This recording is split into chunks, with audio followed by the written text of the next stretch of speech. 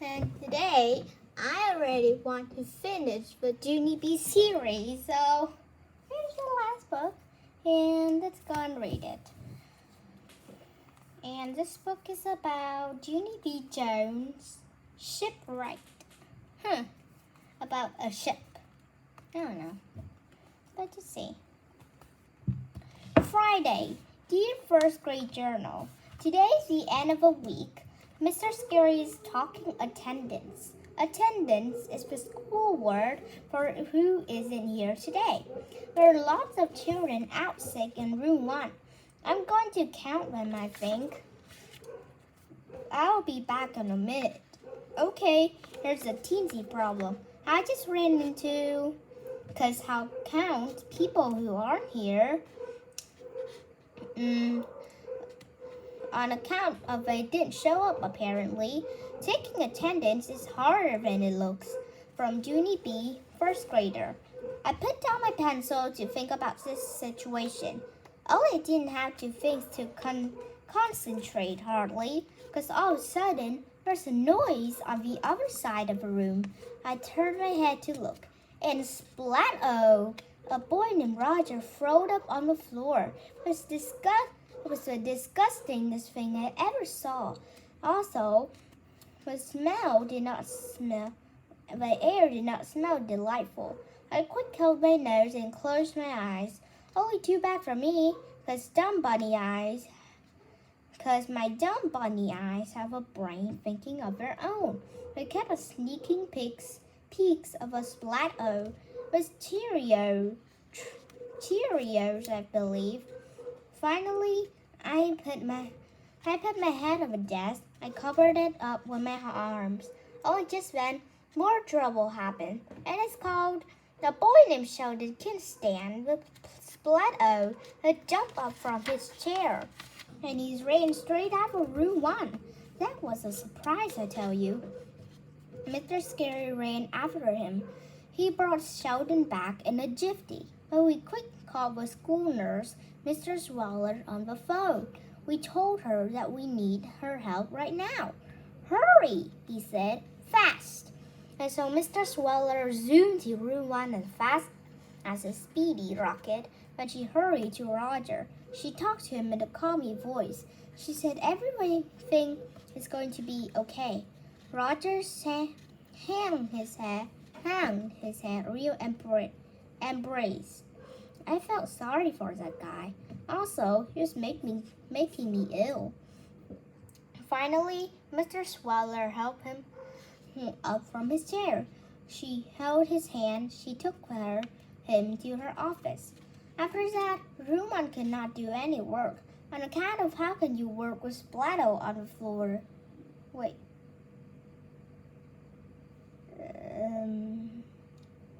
Do you think it's something brownie, smelly, that always go to the toilet? Do you think exactly what I mean?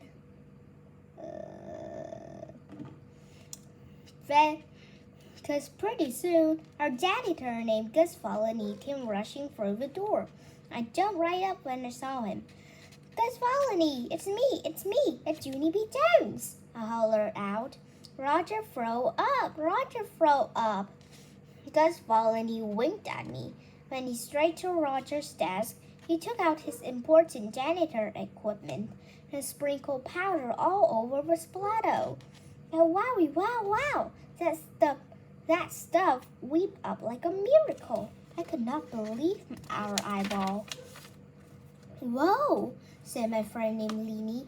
See, whoa, said my other friend named Jose. That powder is like magic. I sniffed the air. Yes, it is magic, Jose, I said. Let's now smell lemony fresh in here. Other children sniffed too. It does smell lemony fresh. A girl named Shirley. I wish I had some of that stuff on my mother. She loved to clean up messes. Mine does too, said my bestest friend named Herbert. And all of a sudden, Herb sprang out his seat very excited. Wait, hold it. My mother's birthday is Sunday, she said. And so that what I get her I'll get her a tub of that magic powder. What's the name of it, Mr. Volney? Huh? What's it called? What's it called? Gus Volney's face went kind of funny. He glanced his eyes at Mr. Scary and then back at Herbert again. Finally, he ran his finger through his bald hair. He said the name of it. Vomit absorbent, he said kind of quiet. It's called vomit absorbent. Just then Herbert just stood at his desk very frozen. He didn't say any words. After a minute, he did a little shiver. Then he sat back down. Maybe I'll just draw her a picture, he said. Gus Volney nodded. When he packed up his stuff, he waved goodbye to room 1. Mr. Scary walked him into the hall.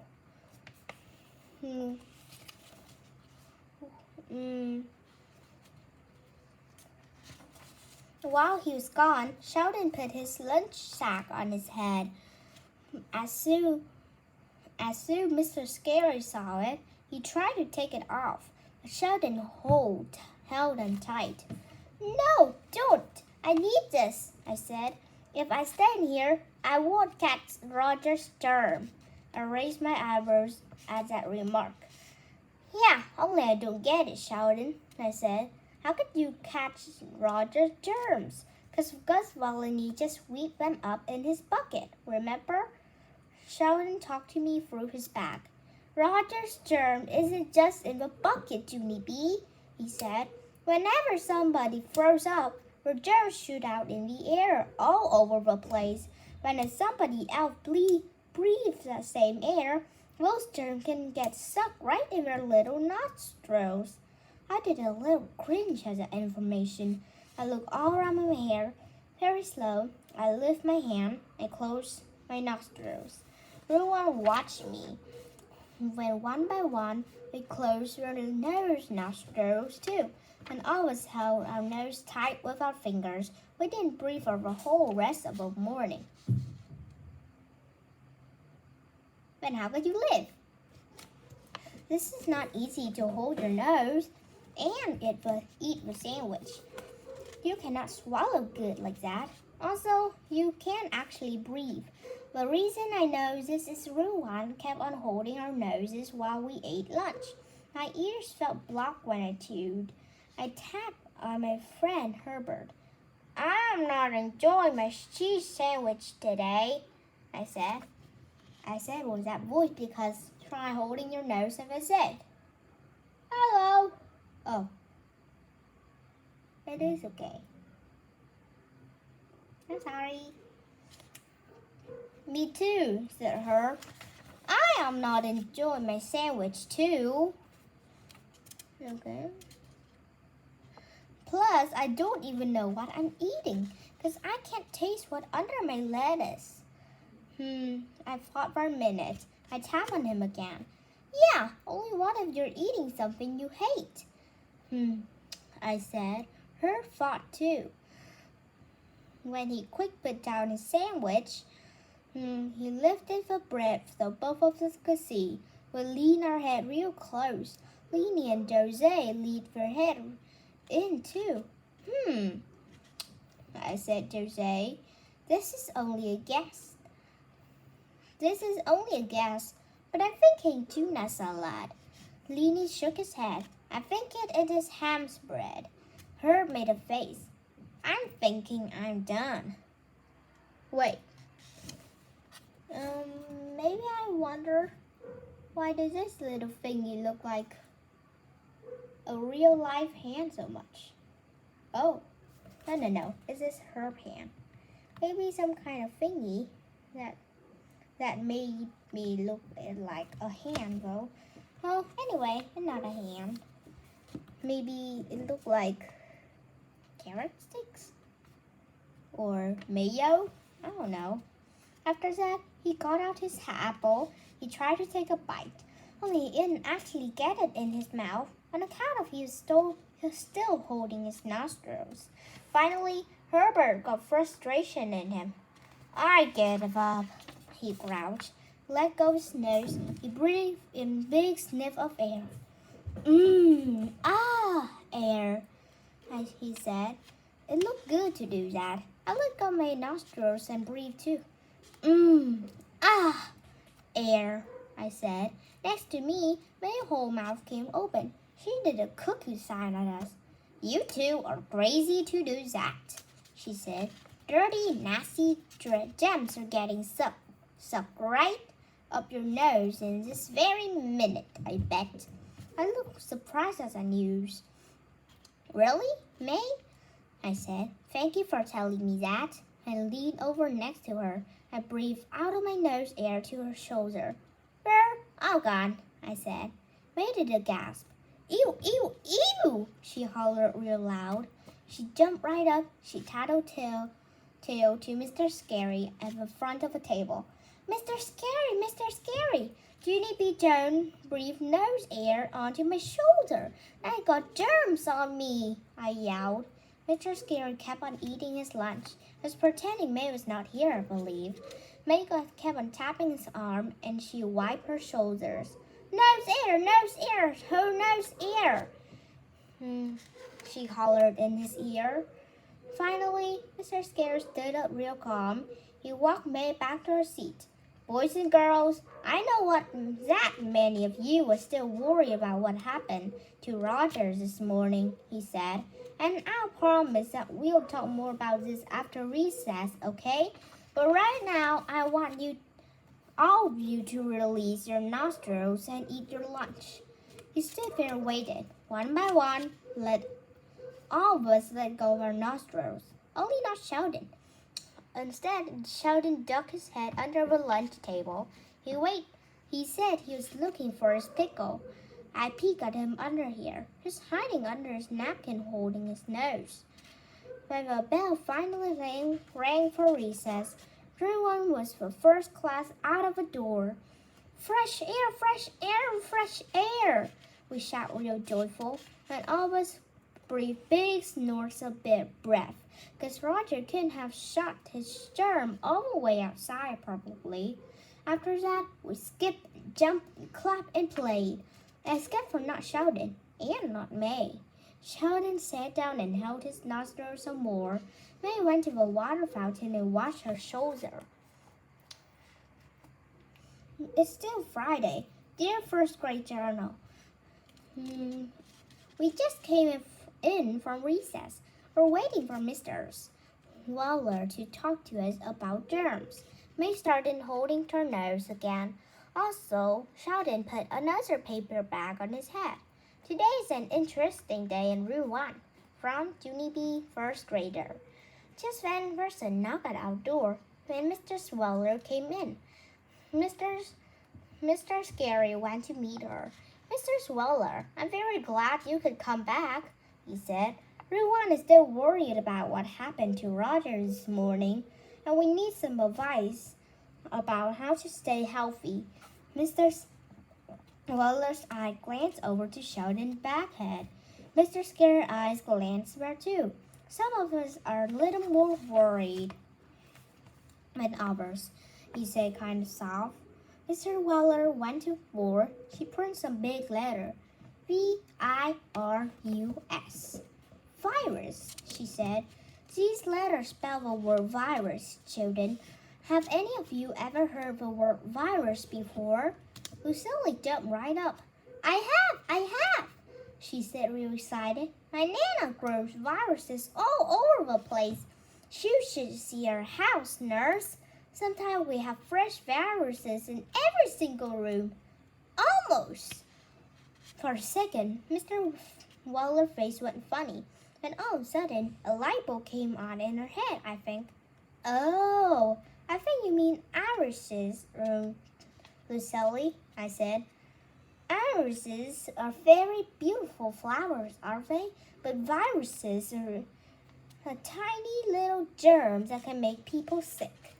Lucille started fluffing her hair very embraced, but she fluffed and fluffed and fluffed, until finally she sat down again. Mr. Weller kept on talking. Boys and girls, there's a stomach virus going around school. I'm guessing that your classmate Rogers caught it now, too. May nodded her head and pointed at herself. That's why I'm holding my nose, she said. See me, Mr. Waller? I'm being smart for not breathing germy air. Mr. Waller looked kind of puzzled. But you're still breathing, May, she explained. You're simply going to your mouth instead of your nose. May looked shocked at the comment. Mr. Waller smiled. I'm sorry, dear, but I'm afraid just doesn't help to hold your nose, she said. In fact, one of the easiest ways to catch virus is to touch your nose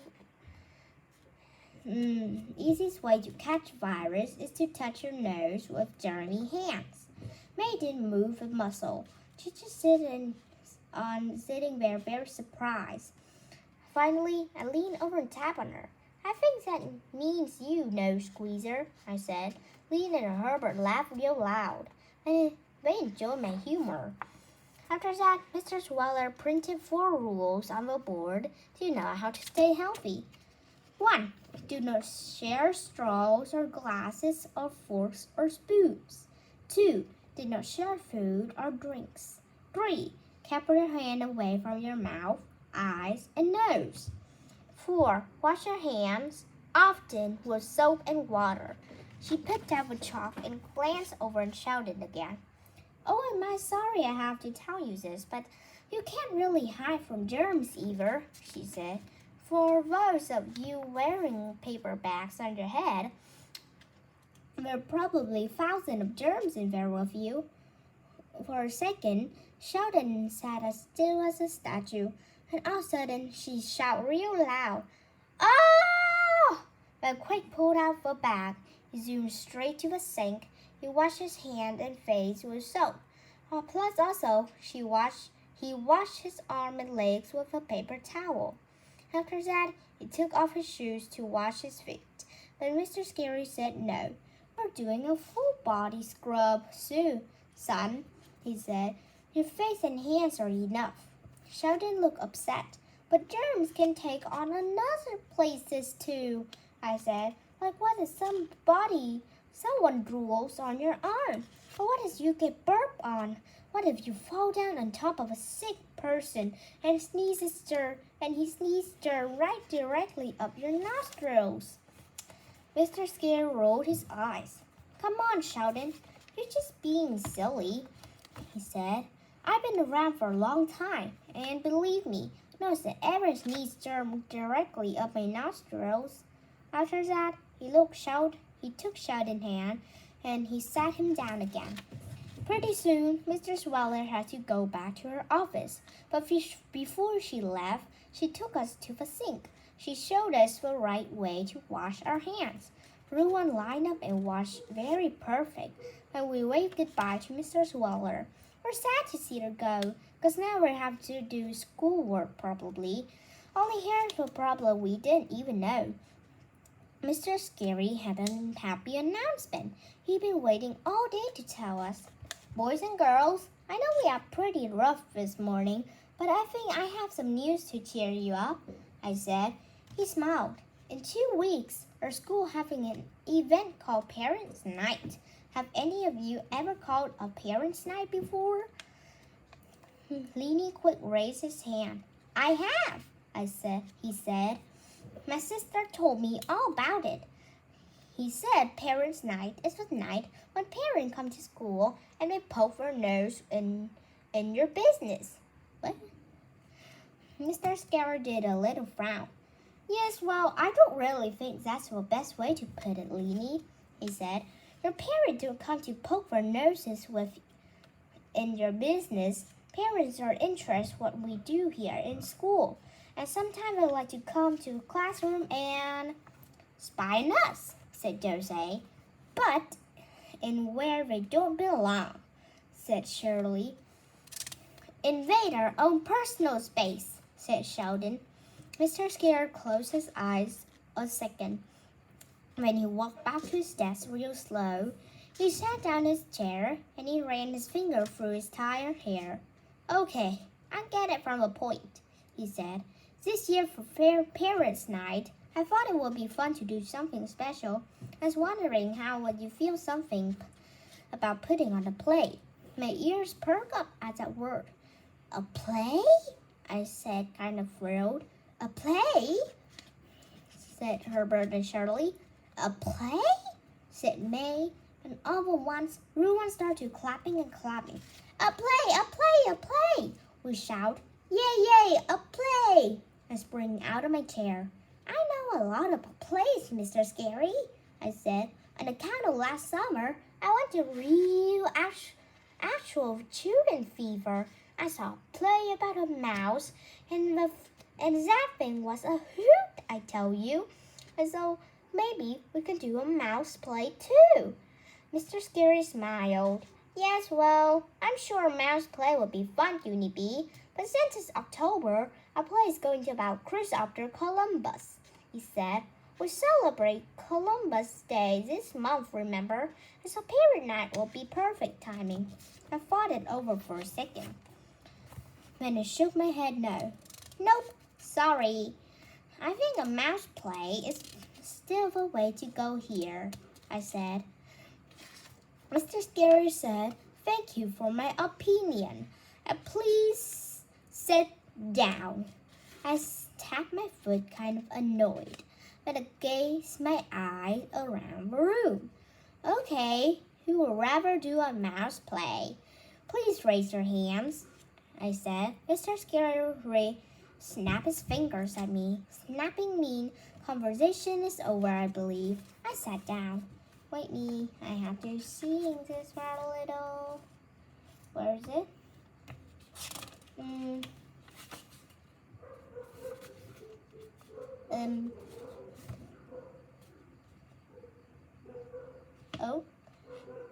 Oh my.